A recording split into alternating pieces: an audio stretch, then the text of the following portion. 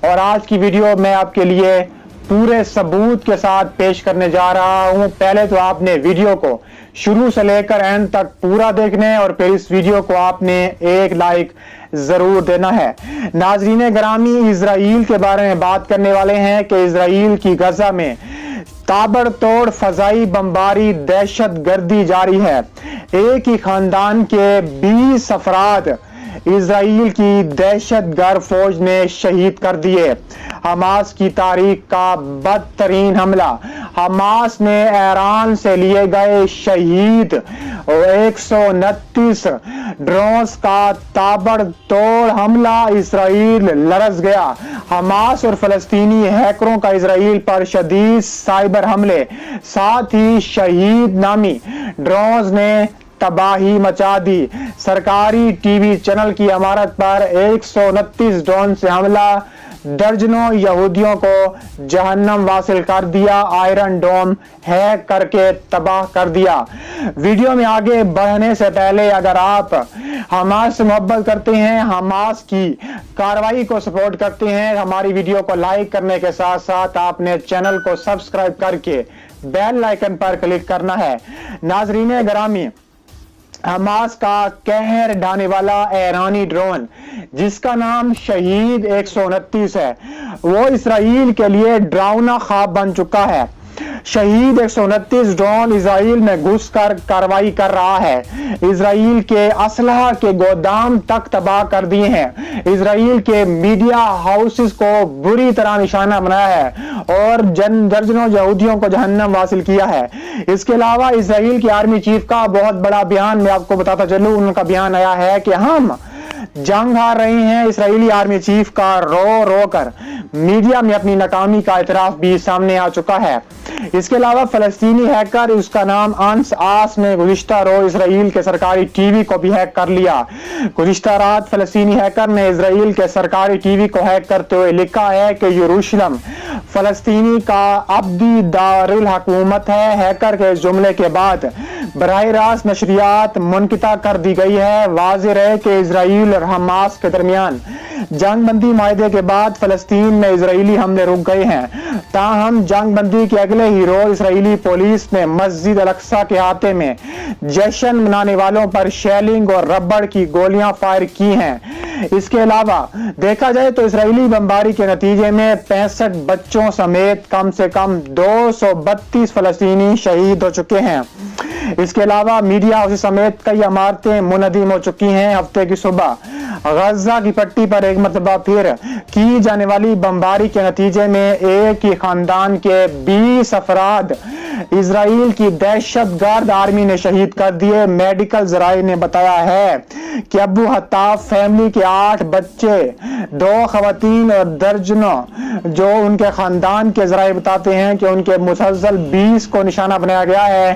آل عربیہ کے نامہ نگار نے بتایا ہے کہ بمباری کے بعد اسرائیلی فوج نے اعلان کیا کہ انہوں نے رمالہ کے علاقے میں حماس کے سیکیورٹی ہیڈ توفیق ابو نائم کے مکان کو نشانہ بنایا ہے۔ یہ علاقہ الشاطی مہاجر کیمپ کے قریب واقع ہے، تاہم اس بات کی تصدیق نہیں ہو سکی کہ حملے کے وقت وہ اپنے گھر پر موجود تھے یا نہیں۔ اسرائیلی فوج نے دعویٰ کیا ہے کہ انہوں نے غزہ کی پٹی میں جاری فوجی کارروائی کے دوران غزہ کے اندر 150 اہداف پر 40 منٹ کے اندر 450 میزائل داغے ہیں۔ اس کے علاوہ امریکی سفارتکار جو کہ ہادی عمر کے نام سے مشہور ہیں، وہ فلسطین پہنچ چکی ہیں۔ ان کی آمد کا مقصد امریکہ کی جانب سے کشیدگی میں کمی کوششوں کو آگے بڑھانا ہے۔ آل عربیہ نامہ نگار کے مطابق انہوں نے اسرائیل سیکیورٹی حکام سے اپنی ملاقاتوں سے متعلق بیان جاری کیا ہے۔ در اثنا اقوام متحدہ کے سلامتی کونسل کا اجلاس اتوار کے روز منعقد ہوگا۔ ایک مصری عہدیدار نے نام ظاہر نہ کرنے کی شرط پر بتایا ہے کہ اسرائیل پہلے ہی مصر کی جانب سے 1 سال کی مدت کے لیے جنگ کی تجویز مسترد کر چکا ہے، جبکہ حماس نے اس تجویز پر رضامندی ظاہر کی تھی۔ حماس نے سیز فائر پر رضامندی کے حوالے سے اپنے شرائط پیش کی ہیں۔ آل عربیہ نامہ نگار کے مطابق حماس چاہتی ہے کہ حالیہ تنازع کے فلیش پوائنٹ مشرقی بیت المقدس کے علاقے الشیخ جراح سے فلسطینیوں کی جبری بے دخلی سے اسرائیل باز رہے۔ اس کے علاوہ اسلامی تحریک مزاحمت حماس کا یہ بھی مطالبہ ہے کہ مسجد الاقصی میں مسلمانوں کو ازدانہ عبادت کی اجازت دی جائے اور اسرائیل غزہ کی پٹی پر اپنے فضائی حملے فوری طور پر بند کرے۔ حماس کی فوجی شاخ نے صہیونیوں کے خلاف جنگ میں ڈرونز طیاروں کا استعمال شروع کر دیا ہے اور شہید 129 ڈرون نے شدید قسم کی تباہی مچائی ہے۔ اسرائیل کی آرمی چیف کا رو کر میڈیا کے سامنے اعتراف سامنے آیا ہے۔ انہوں نے کہا ہے کہ ہم فلسطین سے اور حماس سے بری طرح جنگ ہار رہے ہیں۔ اطلاعات کے مطابق القدس بریگیڈ نے اپنے ایک بیان میں کہا ہے کہ سیف القدس نامی اس جنگ میں ایک نئے ہتھیار کی رونمائی کی گئی ہے اور بدھ کے روز جو شہید قسم کے مقامی بمبارڈ ڈرونز کے ذریعے غزہ کی شمالی ساحلی علاقوں کو نشانہ بنایا گیا ہے۔ اس بیان میں مزید کہا گیا ہے کہ القسام بریگیڈ نے غزہ کی سرحد سے متصل صہیونی حکومت کے فوجی ٹھکانوں پر کامیاب حملے کیے ہیں۔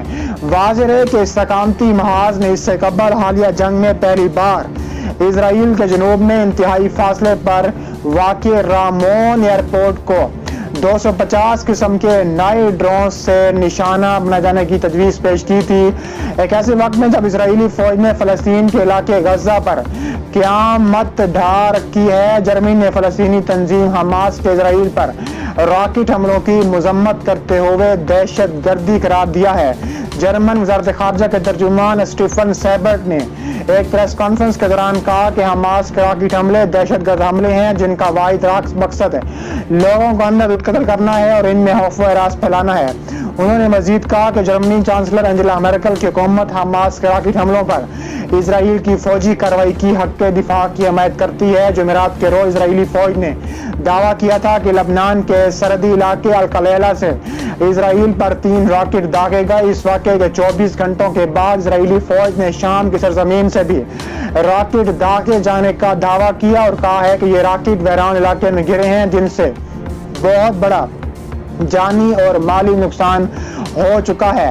اس کے علاوہ دیکھا جائے تو اسرائیلی فوجی ترجمان افیہ درائی نے ایک بیان میں کہا ہے کہ شام کی سرزمین سے اسرائیلی علاقوں پر 3 راکٹ داغ دیے گئے ہیں۔ انہوں نے کہا ہے کہ شام سے داغے گئے راکٹوں میں ایک شام پر ہی گر گیا جبکہ 2 اسرائیل کی حدود کے اندر ویران علاقے میں جا گرے۔ ترجمان نے بتایا ہے کہ شام سے اسرائیل پر 3 راکٹ داغے گئے تھے۔